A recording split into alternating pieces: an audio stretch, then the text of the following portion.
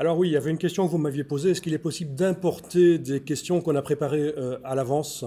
Eh bien oui, il y a un système d'importation de questions.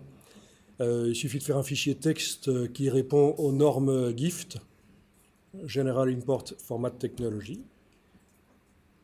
Et donc dans le dossier exercice Captivate 2 que je vous ai donné, vous avez un dossier qui s'appelle exercice, importer les questions d'un fichier texte standard, la structuration GIFT. Alors là, vous avez donc la structuration GIFT. Vous avez un exemple ici. Mais tout le détail de la structuration est disponible dans le help de Captivate en ligne. Voilà, concrètement, comment ça marche. Je vais agrandir ici un peu peut-être.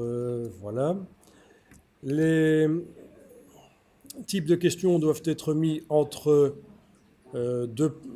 des doubles points, comme ça, voilà. Vous voyez, choix multiples, vrai ou faux, texte à trous, correspondance, voilà. Ensuite, la question, ben, elle suit là, voilà. Ensuite, vous avez les réponses entre accolades.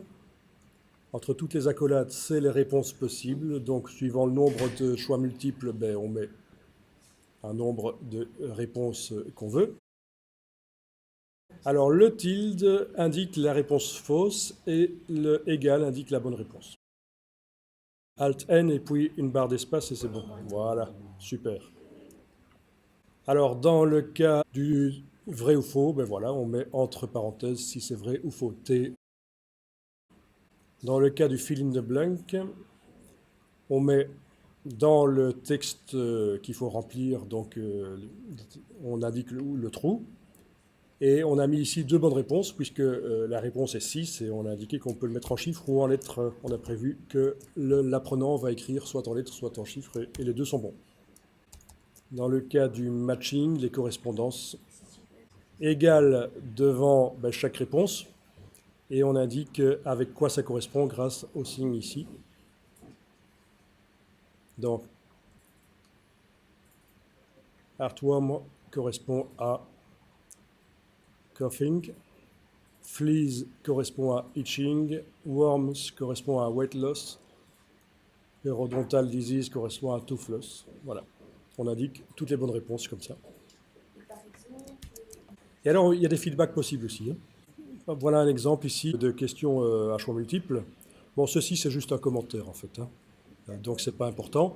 Un commentaire pour le rédacteur des questions, là, dans le fichier texte. Multiple choice, donc la question, quel item est un légume? Donc, mauvaise réponse, la pomme. Et alors, on a le feedback spécifique pour chaque réponse possible. Mais ce n'est possible que dans les QCM, ça. Vous avez ici l'aubergine, qui est une bonne réponse, c'est un légume. Voilà le commentaire. Et la tomate, qui est une mauvaise réponse. Donc on a le tilde et le commentaire.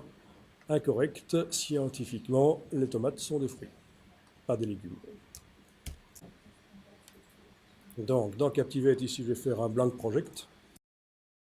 Quiz import gift format file.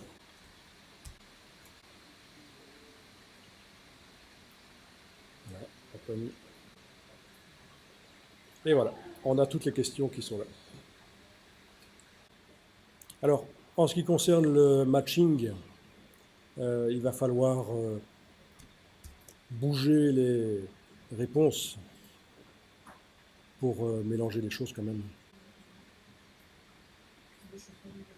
Oui, de toute façon, en fait, regardez, il n'y a même pas besoin de les bouger manuellement, puisqu'en fait, dans les propriétés, enfin dans les quiz, dans les propriétés du quiz de cette page-là, vous avez Shuffle Column 1. Donc à chaque fois qu'on passe le test, la colonne 1, ça va être mélangé. Voilà. Donc en fait, il n'y a pas besoin de manuellement repositionner comme ça si vous cochez ceci dans les paramètres du quiz pour le matching.